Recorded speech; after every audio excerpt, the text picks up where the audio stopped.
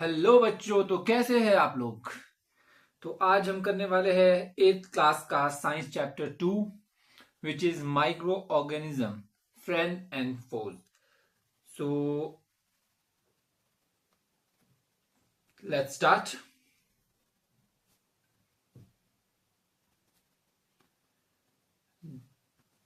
Chapter 2 है micro organisms friends and और फोज। ठीक है। We see a large number of plants and animals around us. Besides these, there are a large number of small organisms which cannot be seen with our unaided eye. देखो, हमारे आसपास हम plants देखते हैं और काफी सारे एनिमल्स देखते हैं। बट विद दिस क्या होता है कि देर आर स्मॉल ऑर्गेनिज्म, छोटे छोटे ऐसे ऑर्गेनिज्म होते हैं जिनको हम अपनी अनएडेड आइज यानी कि बिना माइक्रोस्कोप के नहीं देख सकते, अनएडेड आइज से नहीं देख सकते हैं। However they can easily observe through microscope. उनको कैसे माइक्रोस्कोप के थ्रू उनको ऑब्जर्व किया जा सकता है, माइक्रोस्कोप के अंदर उनको देख सकते हैं। ओके, तो these living organisms that are invisible to the naked eye but are visible under the microscope are called microorganism। यानी कि जो माइक्रो ऑर्गेनिज्म यानी कि जो ऑर्गेनिज्म हमें अनएडेड आईज से तो नहीं दिखते हैं, ठीक है, बट विजिबल हो जाते हैं, हमें हमें दिख जाते हैं वो, अगर हम माइक्रोस्कोप के अंदर उनको देखें तो ऐसे ऑर्गेनिज्म को माइक्रोस्कोपिक ऑर्गेनिज्म बोल देते हैं, है ना। माइक्रोस्कोपिक ऑर्गेनिज्म या माइक्रो ऑर्गेनिज्म बोल देंगे। अब जो माइक्रो ऑर्गेनिज्म होते हैं ये मोस्ट ऑफ तो सिंगल सेल ऑर्गेनिज्म ही होते हैं, जो सिंगल सेल के बने होते हैं। आगे पढ़ेंगे। ओके, अब मैंने आपको बताया माइक्रो ऑर्गेनिज्म क्या होते हैं, ठीक है, जिनको हम देख रहे हैं माइक्रोस्कोप से, है ना। तो their study is known as microbiology. अच्छा, अब उनको जब आप माइक्रो ऑर्गेनिज्म के बारे में पढ़ेंगे, ठीक है, अब इसकी स्टडी को क्या बोलोगे, microbiology. Micro organism include virus and single cell. मैंने बताया था आपको वायरस इंक्लूड और सिंगल सेल, यानी कि सिंगल सेल ऑर्गेनिज्म हो जाएंगे माइक्रो ऑर्गेनिज्म और वायरस हो जाएंगे। लाइक बैक्टीरिया हो गया, ईस्ट हो गया, प्रोटोजोअन्स हो गए, अलगाए हो गया। Each of these group microorganisms include some harmful organism foes and some useful organism friends. यानी कि देखो, माइक्रो ऑर्गेनिज्म भी हमने पढ़े, माइक्रो ऑर्गेनिज्म होते हैं जो छोटे छोटे ऑर्गेनिज्म हमें माइक्रोस्कोप के थ्रू दे सकते हैं उनको। बट अब माइक्रो ऑर्गेनिज्म कुछ तो होते हैं हार्मफुल, ठीक है, सम वुड बी हार्मफुल, और कुछ हमारे फ्रेंड्स हो जाएंगे ना। तो हार्मफुल और फ्रेंड्स भी होते हैं माइक्रो ऑर्गेनिज्म, हमारे लिए जरूरी भी होते हैं, फ्रेंड्स वाले और हार्मफुल भी होते हैं। जैसे कि viruses, some of viruses are very harmful for us, जैसे कि आपने कोरोना वायरस पढ़ा था, ठीक है। तो चलिए, यहाँ पे थोड़ी सी पिक्चर भी दी है, देखो बैक्टीरिया दिया है, यहाँ पे पैरामीशियम दिया है, इग्लिना दिया है, अमीबा दिया है, और स्पायरो गैरा दिया है, और स्पायरो गैरा दिया है, ठीक है। अब थोड़ा सा इनके इन्वेंशन के बारे में देख लेते हैं। The discovery of micro organism was possible due to the invention of the microscope. जब माइक्रोस्कोप का इन्वेंशन हुआ तभी हम उसके बारे में जान पाए कि ऐसे छोटे छोटे ऑर्गेनिज्म भी कुछ होते हैं। Anton von Leeuwenhoek was the first person to establish the existence of bacteria। सबसे पहले लुइनहुक ने बताया था बैक्टीरिया के एग्जिस्टेंस के बारे में कि बैक्टीरिया भी ऐसा होता है माइक्रोस्कोप के अंदर देख के। Now with the help of modern microscopes, अब मॉडर्न माइक्रोस्कोप के साथ and new techniques, we have come to know lot more about micro organism. जब स्टार्टिंग में माइक्रो ऑर्गेनिज्म की फील्ड में नई नई इन्वेंशन हुई, तो डिस्कवरी हुई, सबसे पहले क्या हुआ कि लुइनहुक हुक ने एक बैक्टीरिया को देखा था। उसके बाद स्लोली स्लोली नई नई मॉडर्न टेक्निक्स आई, उसके बाद वो बहुत सारी स्टडी इसके बारे में हो चुकी है, माइक्रो ऑर्गेनिज्म के बारे में, just because of modern techniques and microscopes. अब पढ़ेंगे हम types of micro organism. Micro organism are the oldest form of life on earth. अब यहां देखो, माइक्रो ऑर्गेनिज्म सबसे बोलते oldest form of life on earth क्यों बोलते, देखो जब स्टार्टिंग में हमारी अर्थ पे लाइफ फॉर्म हो रही थी, लाइफ बन रही थी, पैदा हो रही थी, आप बोल सकते हो, ठीक है। तो क्या हुआ, सबसे पहले जो भी ऑर्गेनिज्म यानी कि जो भी लाइफ बनी थी वो एक माइक्रो ऑर्गेनिज्म ही था। स्टार्टिंग में सबसे पहले इन द डेप्थ ऑफ सी में सबसे पहला ऑर्गेनिज्म, सबसे पहली लाइफ एक माइक्रो ऑर्गेनिज्म ही था। तो ओल्डेस्ट इसलिए इनको बोलते हैं वन ऑफ द ओल्डेस्ट, है ना, micro oldest form of life on the, ठीक है। Certain varieties of micro organisms have existed for million of year से भी एग्जिस्टेंस में है। They affect us in many veg, ठीक है, और वो हमें अफेक्ट भी इन मैनी वेज में करते हैं। देखो यहाँ पे बोला है कि ओल्डेस्ट थी, बहुत टाइम से एग्जिस्टेंस में थी। एग्जिस्टेंस में क्यों थी? क्योंकि इनके पास कुछ स्पेशल एट्रीब्यूट्स होते हैं। एट्रीब्यूट्स यानी कि कैसे ऐसे कैरेक्टरिस्टिक्स होते हैं जो इनको एक्सट्रीम सिचुएशन में भी सरवाइव कर सकते हैं। कुछ ऐसे इनके एट्रीब्यूट्स होते हैं, अभी उनके बारे में भी हम पढ़ेंगे। जैसे कि एक्सट्रीमोफाइल है, मतलब एकदम हार्श कंडीशन में भी वो दैट कैन सर्वाइव, मतलब अच्छे सर्वाइव कर सकता है। तो ऐसे कुछ माइक्रो ऑर्गेनिज्म उनकी स्पेशल एट्रीब्यूट्स की वजह से उनको बोल सकते हैं ओल्डेस्ट है, ओल्डेस्ट टाइम पे भी सर्वाइव कर, दे स्टार्टेड सर्वाइविंग। ओके, ठीक है। तो अब चलो आगे चलते हैं। On the basis of their cell structure micro organism can be divided into 4 groups. अब देखो सेल स्ट्रक्चर बताया था, सेल स्ट्रक्चर के बारे में, सिंगल सेल वाले, तो उनके सेल स्ट्रक्चर के बेस पे उनको 4 ग्रुप्स में डिफाइन कर रहे हैं। कौन कौन से बोले हैं? Bacteria, fungi, protozoa and algae. यहाँ पे आपको दिया है बैक्टीरिया और यहाँ पे फंगी दिया है और यहाँ पे आपको प्रोटोजोआ दिया है और यहाँ पे अल्गाए दिया है। देखो बैक्टीरिया में आप लोगों ने इनके एग्जाम्पल देख लेने हैं ना, ठीक है। चलो अब next topic which is virus are unique. Virus unique क्यों है? अब हम उनके बारे में पढ़ेंगे। हमने वायरस की स्टार्टिंग में पढ़ा था, वायरस के बारे में पढ़ा था कि एक माइक्रो ऑर्गेनिज्म है, तो अब वो यूनिक क्यों है? Virus are unique, they can exhibit the characteristic of both living organism और साथ में non living organism, non living things की कैरेक्टरिस्टिक्स को एग्जिबिट कर सकते हैं। यानी कि वो उनमें कैसी कैरेक्टरिस्टिक्स होती है, लिविंग की भी होगी और नॉन लिविंग की कैरेक्टरिस्टिक्स भी उनके अंदर हो सकती है। देखो क्या होता है, इन सम ऑफ कंडीशन, कोई वायरस है, अगर उसके लिए स्पेसिफिक सिचुएशन नहीं है, स्पेसिफिक कंडीशन नहीं है, तो वो एक नॉन लिविंग की तरह एक्ट करेगा, बिल्कुल नॉन लिविंग, एकदम ऐसे चुप हो जाएगा, एकदम नॉन लिविंग तरह एक्ट करता है, ठीक है।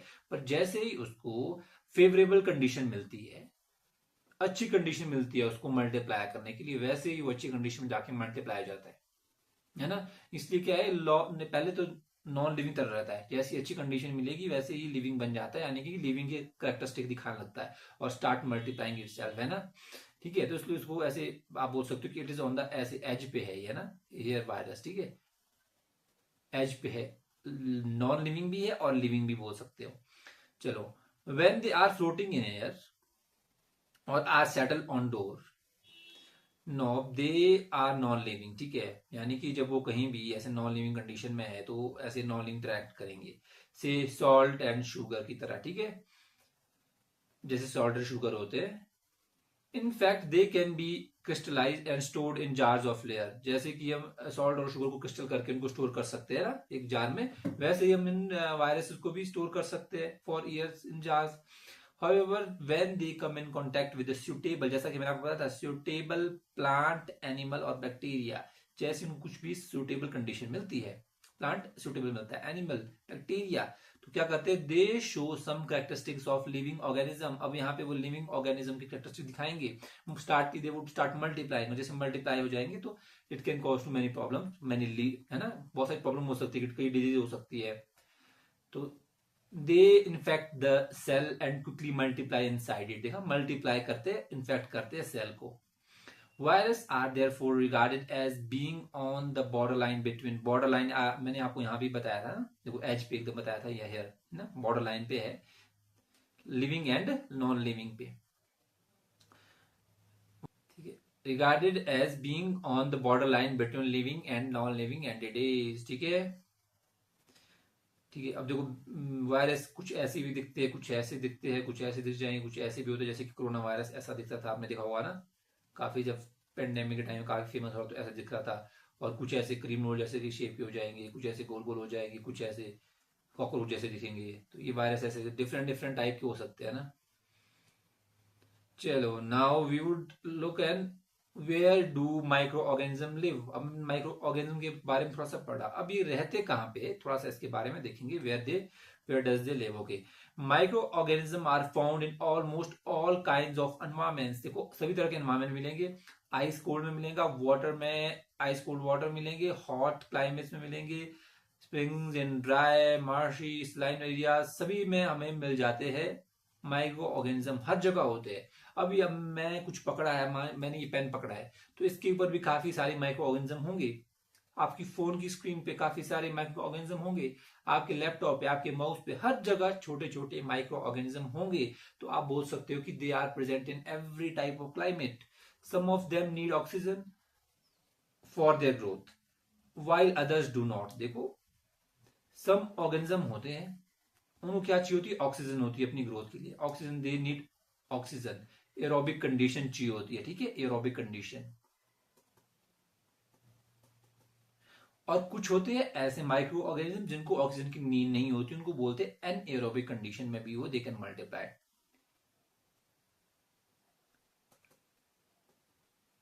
एनएरोबिक कंडीशन, ठीक है।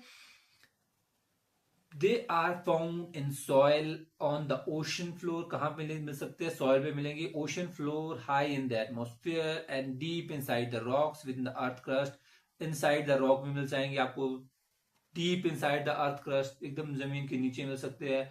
Micro organism are also found in the human body. अब देखो, यहां तक तो सभी मिल रहे थे, बट अब यहाँ पे नई बात क्या है कि micro organism are also found in the human body. हमारी बॉडी के अंदर भी माइक्रो ऑर्गेनिज्म मिलते हैं। In the bodies of other plants and animals, plant and animal की बॉडी में मिलते हैं। और माउथ, माउथ हो गया, थ्रोट हो गया, नोज हो गया, एंड द एलिमेंट्री कनाल हो गया जो है, are all inhabited by a large number of micro organism. सारे में बहुत सारे माइक्रो ऑर्गेनिज्म होंगे हमारी पूरी बॉडी में, नोज से लेकर थ्रोट से लेकर एलिमेंट्री कनाल होगी। 10 microorganisms are found everywhere, इसलिए काफी जगह मिलते हैं। अब देखो कहां पे मिलते हैं माइक्रो ऑर्गेनिज्म ने पढ़ा, सबसे पहले पढ़ा हमने सभी तरह के एनवायरमेंट में मिल जा रहे हैं। फिर क्या है? फिर देखो, ह्यूमन बॉडी के अंदर भी माइक्रो ऑर्गेनिज्म मिलते हैं, नोज में, थ्रोट में, चेस्ट में, कनाल में, कैविटी में, सब कुछ आपको मिल जा रहे हैं, एलिमेंट्री कनाल में, ठीक है। चलो, ये इंपॉर्टेंट, ये वाला डू यू नो है, वेरी इंपॉर्टेंट है, आप लोगों ने इसको देखना ही है और पढ़ भी लेना है अच्छे से। देखो मैं आपको पढ़ाता भी हूँ, ठीक है। एक्सट्रीमोफाइल्स, मैंने स्टार्टिंग में एक्सट्रीमोफाइल के बारे में बताया था। Extremophile are microorganism which have adapted themselves so that they can survive and even thrive in conditions that are normally fatal to most of life forms। ये कुछ माइक्रो ऑर्गेनिजम्स के ग्रुप है ना। अब ये ग्रुप कैसा है? सबसे पहला जो एक्सट्रीमोफाइल है, एक्सट्रीमोफाइल माइक्रो ऑर्गेनिज्म का ऐसा ग्रुप है जो एकदम हार्श कंडीशन में भी सर्वाइव कर सकता है। अगर बहुत ज्यादा टेम्परेचर हो जाएगा तो भी सर्वाइव कर सकता है, बहुत कम टेम्परेचर तब भी सर्वाइव कर सकता है, बहुत खराब सिचुएशन है तब भी ये सर्वाइव कर सकता है, एक्सट्रीमोफाइल, ठीक है। तो ऐसी सिचुएशन में भी सर्वाइव कर सकता है जो fatal to most of life forms, यानी कि जहां पे दूसरी लाइफ एग्जिस्ट नहीं कर सकती, वहां पे एक्सट्रीमोफाइल सर्वाइव कर सकता है। फिर hyperthermophiles are organism that can thrive even at temperature between 80 degree Celsius to 122 degree Celsius, यानी कि जो ये हाइपरथर्मोफाइल्स है ये 80 डिग्री टू 122 डिग्री सेल्सियस के बीच टेम्परेचर में सर्वाइव कर सकते हैं, such as found in hydrothermal systems में आपको मिल जाते हैं। Hypoliths live inside the rock cold desert, जो कोल्ड डेजर्ट होते हैं, जैसे कि हमारे कोल्ड डेजर्ट कौन सा है? हमारे लद्दाख आ जाएगा, है ना। और फेमस एक गोबी डेजर्ट है, मंगोलिया के साथ पड़ता है ना। ऐसे कोल्ड डेजर्ट के रॉक में, है ना, इनसाइड रॉक्स, ऐसे कोल्ड डेजर्ट्स के रॉक में आपको हाइपोलिथिस मिलते हैं माइक्रो ऑर्गेनिज्म, ठीक है। फिर है cryophiles grow better temperature 15 degree Celsius और लोअर, जो 15 डिग्री सेल्सियस टेम्परेचर से लोअर पे भी सर्वाइव कर सकते हैं क्रायोफाइल्स, ठीक है। Common in cold soils and polar ice cold ocean waters में आपको मिल जाएंगी, क्योंकि काफी कोल्ड कंडीशन में भी सर्वाइव कर सकते हैं। तो ये ग्रुप है, 4 ग्रुप, ठीक है। ये 4 ग्रुप है हमारे माइक्रो ऑर्गेनिजम्स के। Role of micro organism in our life, हमारी लाइफ में माइक्रो ऑर्गेनिज्म का क्या रोल है? स्टार्टिंग मैंने आपको बताया था कि कुछ माइक्रो ऑर्गेनिज्म अच्छे होते हैं, कुछ हमारे लिए खराब होते हैं। Microorganism play an important role in our life as well as in the overall environment. Important role environment के लिए भी जरूरी होते हैं और हमारी लाइफ के लिए भी जरूरी होते हैं। They help in the decomposition process, decomposition process में हेल्प करेंगे। देखो कुछ चीज अगर सड़ जाती है, फॉर सपोज दैट अगर कुछ भी डेड ऑर्गेनिज्म है कोई, है ना, कोई बड़ा डेड ऑर्गेनिज्म है, कोई एनिमल है, तो डिकम्पोजिशन प्रोसेस में ये हेल्प करेंगे, हमारे छोटे छोटे माइक्रो ऑर्गेनिज्म है, बॉडी को डिकम्पोज करेंगे। और अगर देखो बॉडी डिकम्पोज नहीं हो रही है, फोर्स पोजेट अगर कुछ भी चीज डिकम्पोज नहीं हो रही है, तो क्या हो जाएगा, एनवायरमेंट में कार्बन की मात्रा बहुत ज्यादा बढ़ जाएगी, है ना, कार्बन वुड बी इंक्रीज्ड। तो डिकम्पोजिशन प्रोसेस वेरी इंपॉर्टेंट है ना, और डिकम्पोजिशन के लिए उनको ऑक्सीजन की डिमांड भी होती है, जिसको बोलते हैं BOD. And in maintaining the bio, ठीक है, डिकम्पोजिशन प्रोसेस जरूरी है। And in maintaining the biochemical cycles, biochemical cycles के लिए like the carbon and nitrogen, देखो वही बोला मैंने, कार्बन साइकिल और नाइट्रोजन साइकिल को मेंटेन करने के लिए वेरी इंपॉर्टेंट है ना। अगर देखो डिकम्पोजिशन नहीं हो रही है तो कार्बन साइकिल खराब हो जाएगा। वैसे ही हमारा नाइट्रोजन साइकिल है, कुछ छोटे छोटे ऑर्गेनिज्म होते हैं, राइजोबियम करके आपने सुना होगा एक, जो नाइट्रोजन फिक्सेशन करता है सॉइल में, ठीक है, नाइट्रोजन फिक्सेशन करता है राइजोबियम, आपने 7th क्लास में पढ़ा होगा। तो ऐसे ही छोटे छोटे माइक्रो ऑर्गेनिज्म है, इंपॉर्टेंट होते हैं नाइट्रोजन, और मतलब केमिकल जो बायोकेमिकल साइकिल्स है उसको मेंटेन करने के लिए काफी इंपॉर्टेंट हो जाते हैं। They are useful and beneficial for mankind, mankind के लिए बेनिफिशियल है in many ways. However, some of them are harmful as they spoil our food and cause disease. देखो अभी तक हमने अच्छा पढ़ा, अब कुछ कैसा है कि अब कुछ एक जो माइक्रो ऑर्गेनिज्म है वो कैसे है, हार्मफुल है। क्यों? क्योंकि वो स्पॉयल करते हैं हमारे फूड को, और जब फूड स्पॉयल होता है और कुछ हमारे लिए डिजीज को भी कॉज करते हैं माइक्रो ऑर्गेनिज्म, जैसे कि वायरस, कोरोना वायरस, ठीक है। Microbial population in the human body, अभी तक हमने पढ़ा कि कहां कहां, देखो सारे नोज में थे, थ्रोट में थे, एलिमेंट्री कैनाल में थे, सारे में ये माइक्रोबियल ऑर्गेनिज्म थे। तो अब पढ़ेंगे microbial population in human body, हमारी बॉडी में जो माइक्रोबियल पॉपुलेशन कैसी होती है, कैसे मेंटेन हो जाती है। Under normal conditions our bodies house a large population of micro organism, काफी सारा मतलब काफी सारे माइक्रो ऑर्गेनिज्म का एक हाउस है। They are however kept in balance and are usually harmless, हमारी बॉडी में जितने भी माइक्रो ऑर्गेनिज्म है एक तो बैलेंस्ड होते हैं, अगर बैलेंस नहीं होते तो क्या होता है कि हमारी बॉडी में बहुत सारी प्रॉब्लम भी हो सकती है, इसलिए बैलेंस्ड होते हैं। और जो हमारी बॉडी में ये माइक्रो ऑर्गेनिज्म होते हैं यूजुअली हार्मलेस होते हैं, हार्मलेस तो होते हैं बट हमारे लिए बेनिफिशियल होते हैं ऊपर से। These microorganisms are important for our body, they they form an essential system that helps in our body, ठीक है, एसेंशियल सिस्टम को कैरी आउट करने के लिए ये काफी जरूरी होते हैं हमारी बॉडी में। बायो के चैप्टर में आगे पढ़ेंगे हम, जब बायो के चैप्टर्स आएंगे उसमें मैं बताऊंगा आपको माइक्रो ऑर्गेनिज्म के बारे में, कौन कौन से माइक्रोऑर्गेनिज्म ह्यूमन बॉडी के लिए इंपॉर्टेंट है। ये microorganism as our friend, अब फ्रेंड्स के बारे में भी मैंने पढ़ा, वो भी एक फ्रेंड ही था हमारी बॉडी के अंदर है और हार्मलेस है ना, ठीक है। अब हम पढ़ेंगे microorganism as our friends, ठीक है। तो micro organism are friendly to us in many ways, friendly होते हैं। यूजेस इन फूड, अब देखो मैनी वेज में हेल्पफुल है, और सबसे पहले हम इसका यूजेस देखेंगे फूड में, माइक्रो ऑर्गेनिज्म का क्या यूज है हमारे लिए। कर्ड, आपने दही खाई होगी, कर्ड एंड चीज, आपने चीज खाया होगा, पिज्जा खाया होगा, चीज को उसमें खाया होगा ना। तो कर्ड और चीज फॉर्मेशन के लिए क्या होता है कि हमारे माइक्रो ऑर्गेनिज्म इंपॉर्टेंट होते हैं। अब कैसे इंपॉर्टेंट होते हैं अब यहाँ पढ़ते हैं। लैक्टोबैसिलस इज अ बैक्टीरियम, कौन सा बैक्टीरिया है, लैक्टोबैसिलस।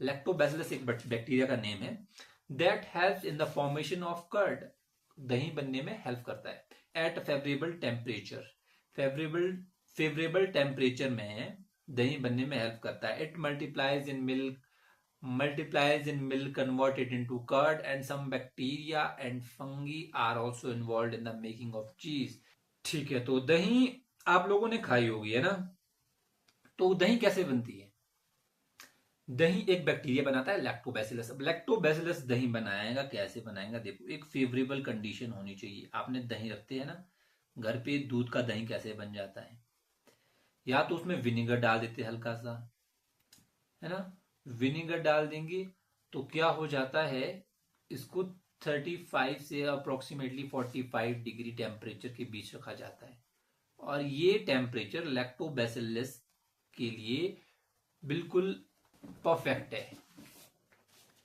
मल्टीप्लाई करने के लिए। लैक्टोबैसिलस इस टेम्परेचर में बिल्कुल अच्छे से मल्टीप्लाई कर देगा खुद को और दूध को दही में कन्वर्ट कर देगा।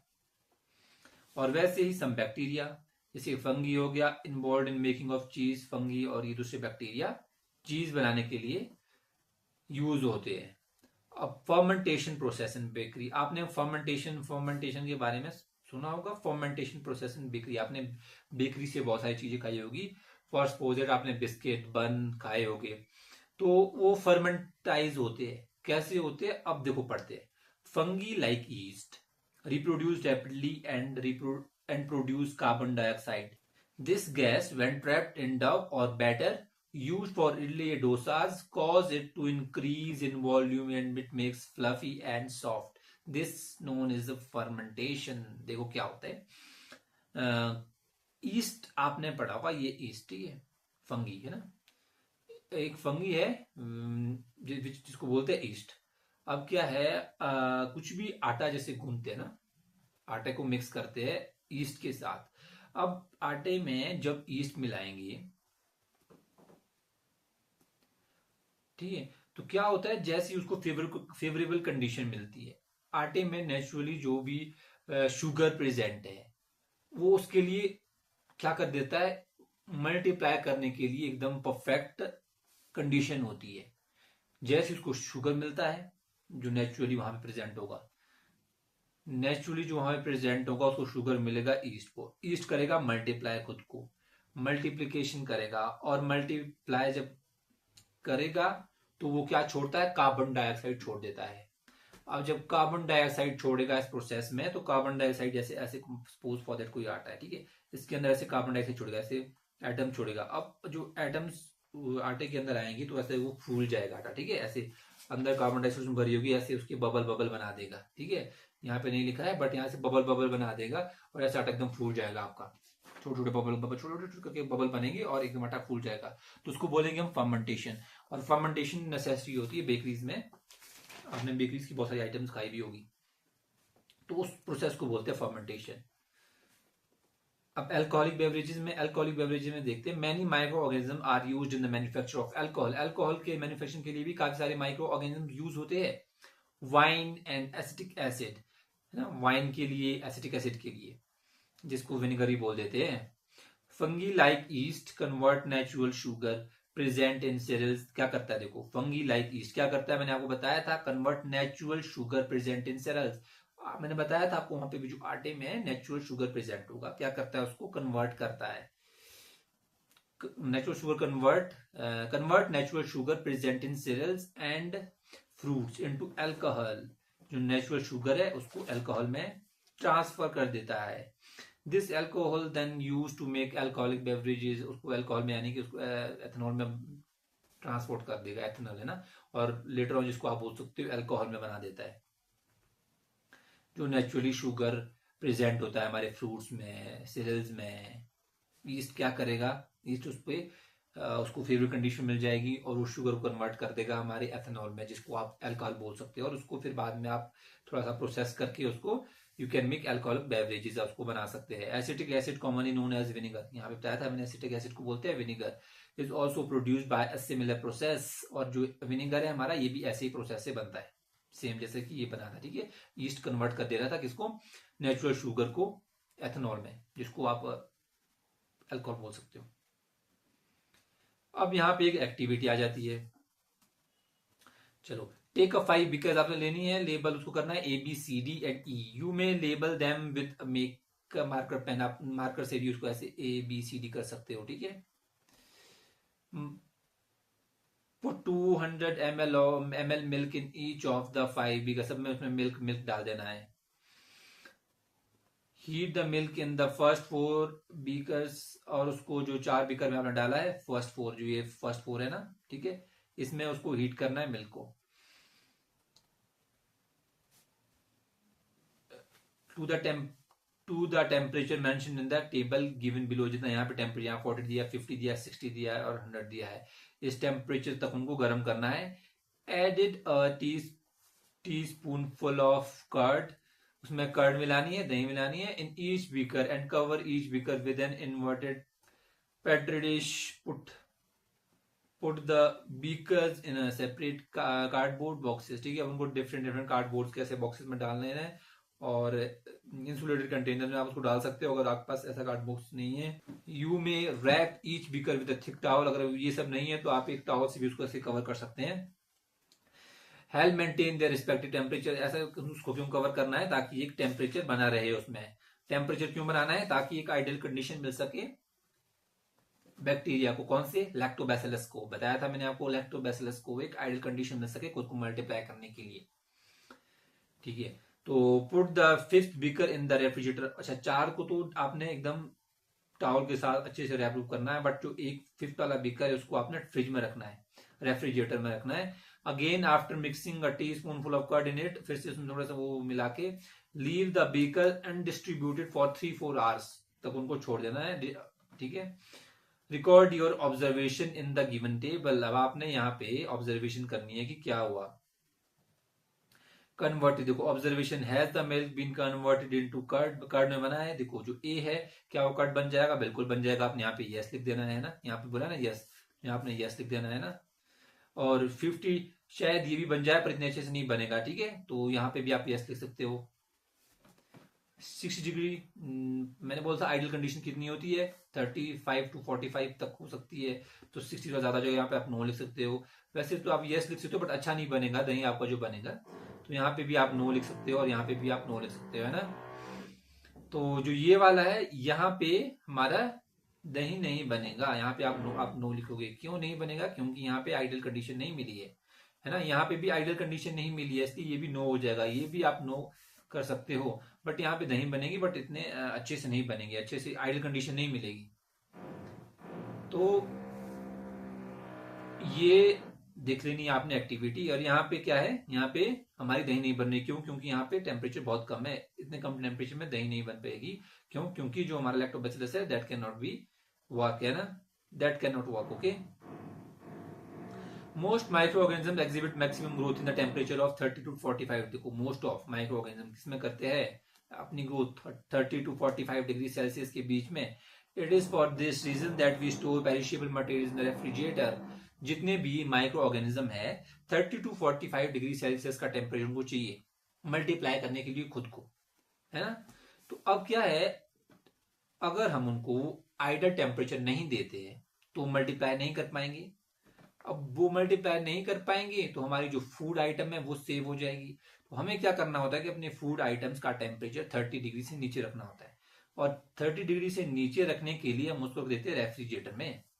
रेफ्रिजरेटर में जब रखेंगे पेरिशेबल आइटम्स को, जो खराब होने वाले आइटम्स है उनको बोलते हैं पेरिशेबल आइटम्स, पेरिशेबल मटेरियल्स। जब हम उनको रेफ्रिजरेटर में रखेंगे तो उनका टेम्परेचर वहां तक नहीं पहुंच पाएगा, इसलिए वो खराब नहीं हो पाएंगे। इसीलिए रेफ्रिजरेटर आर यूज्ड। देखा है ना आपने, घर में आपकी मम्मा रखते होंगे रेफ्रिजरेटर में। Milk taste sweetish because of the presence of sugar. अब मिल्क में एक नेचुरल शुगर होती है जिसको बोलते हैं लैक्टोस, ठीक है। वैसे ही फ्रूट में होती है, उसको फ्रुक्टोस बोलते हैं। डिफरेंट डिफरेंट होती है ना, नेचुरल शुगर होती है present. Lactobacillus converts this lactose, जो लैक्टोबैसिलस बैक्टीरिया था ऊपर पड़ा था, converts this lactose of milk into lactic acid into curd. देखो लैक्टोबैसिलस क्या कर रहा है, लैक्टोस शुगर को कन्वर्ट किस में कर रहा है, लैक्टिक एसिड में कर रहा है। किस में होती है लैक्टोस शुगर, किस में है, हमारे मिल्क में। बट अगर मैं दूसरी बात करूं, जो फ्रूट है, फ्रूट में फ्रुक्टोज होती है और वो फ्रुक्टोज कन्वर्ट कर रहा था एथेनॉल में, ईस्ट कर रहा था कि नहीं कर रहा था, ऊपर हमने पढ़ा था। तो लैक्टोबैसिलस करेगा कन्वर्ट लैक्टिक एसिड में in curd, okay. The longer you leave curd in a room temperature the more sour taste. अब देखो, अब ज्यादा टाइम तक आप उस टेम्परेचर में रखोगे अपनी दही को, फॉर सपोज दैट आपने दही जमाया, ठीक है, आपने उसको 1 दिन रखा, 2 दिन रखा, 3 दिन रखा, 4 दिन रख दिया। अब क्या होगा कि जो उसमें बैक्टीरिया है आपके, जो ये लैक्टोबैसिलस है, ये मल्टीप्लाई करेगा बहुत ज्यादा। अब बहुत ज्यादा मल्टीप्लाई करने से जो उसका टेस्ट है वो थोड़ा खट्टा खट्टा हो जाएगा, क्योंकि काफी ज्यादा ग्रोथ हो जाएगी, इंक्रीज ग्रोथ हो जाएगी और बैक्टीरिया काफी ज्यादा ग्रोथ होने की वजह से वो बहुत ज्यादा खट्टा ही हो जाएगा, ठीक है। Resulting production of more lactic acid, जिससे मोर लैक्टिक एसिड बनेगा और काफी खट्टा हो जाएगा, है ना। और दही का जो पीएच लेवल है काफी गिर जाएगा, पीएच लेवल पढ़ा होगा ना पीएच लेवल के बारे में। ठीक है, चलो अब नेक्स्ट पढ़ेंगे हम, which is sewage treatment. Sewage treatment के लिए भी इंपॉर्टेंट है हमारी bacterias. Some of bacteria are used in the biological treatment of sewage. Sewage के बायोलॉजिकल ट्रीटमेंट के लिए वेस्ट कॉल्ड एफ्लुएंट, जो बायोलॉजिकल ट्रीटमेंट जो वेस्ट होता है ना, देखो सम सीवेज जो इंडस्ट्रियल वाटर होता है, वेस्ट वाटर होता है, सीवेज का वाटर उसका एफ्लुएंट बोलते हैं, एफ्लुएंट। एफ्लुएंट, अब एफ्लुएंट दिस प्रोसेस, और एफ्लुएंट को फिल्टर करने का, साफ करने के प्रोसेस को बोलते हैं बायो ऑगमेंटेशन। और जो बायो ऑगमेंटेशन हो रही है ये with the help of bacterias हो रही है ना। ऐसा होता है कि देखो जो वाटर है, पहले तो उसको एक फिल्ट्रेशन किया जाता है, कुछ भी उसमें जो मोटी मोटी चीज आप यू कैन देख सकते हो, सामने देख सकते हो उसको, वो तो फिल्टर करके निकाल देते हैं ना। कोई वाटर है इंडस्ट्री से, उसको पहले ऐसे फिल्टर करेंगे, ठीक है, कैसे फिल्टर लगेंगे ना, फिर उसमें जो खराब चीजें वो तो यहाँ पे जाएगी। बट अब कुछ ऐसे बैक्टीरिया है जो आप इवन आंखों से भी नहीं देख सकते, वो खराब होते हैं, हार्मफुल होते हैं, तो वो कैसे जाएंगे, कैसे लार्ज कंटेनर होते हैं, है ना, वाटर के, और वैसे बिल्कुल ऊपर से ऐसे पैक होते हैं ना, उसमें क्या होता है, ऑक्सीजन को पंप किया जाता है बार बार, है ना, और उसमें क्या होता है, और दूसरे बैक्टीरिया डालेंगे उसमें, अच्छे वाले बैक्टीरिया, तो एक तो हार्मफुल बैक्टीरिया, एक उसमें डालेंगे जो यूजफुल बैक्टीरिया है, जो वाटर को क्लीन करेंगे, ठीक है। अब ऐसे स्टोरेज टैंक में डालेंगे। अब जो अच्छे वाले बैक्टीरिया है वो इस वाटर को क्लीन करेंगे, इन बैक्टीरिया को या तो खत्म करेंगे या कुछ करेंगे, ठीक है। तो उस चीज के लिए उनको ऑक्सीजन की जरूरत भी होती है, इसलिए यहाँ से ऑक्सीजन भी बार बार पंप की जाती है ऐसे बॉक्सेस में, ठीक है। और जब यहाँ से वो क्लीन होकर जाएंगे, फिर आगे उनको नॉर्मल वाटर में छोड़ देंगे उस पानी को। तो सीवेज ट्रीटमेंट ऐसे हो जाती है। चलिए बच्चों, इससे आगे हम कल की वीडियो में पढ़ेंगे importance in human health. Human health में माइक्रो ऑर्गेनिज्म की क्या इंपॉर्टेंस है, ये हम कल वीडियो में फिर से पढ़ेंगे, नेक्स्ट पार्ट में पढ़ेंगे। तब तक आप लोगों ने अच्छे से इसके नोट्स बना लेने हैं, और जितना मैंने समझाया आपको वो अच्छे से पढ़ लेना है, ठीक है। और जिसकी समझ में नहीं आया आप फिर से एक बार वीडियो देख सकते हैं, और फिर भी नहीं आया तो मुझे कमेंट कर सकते हैं, और साथ में सब्सक्राइब भी कर सकते हैं, लाइक भी कर सकते हैं, ठीक है। तो मिलते हैं आपसे नेक्स्ट वीडियो में। Thank you.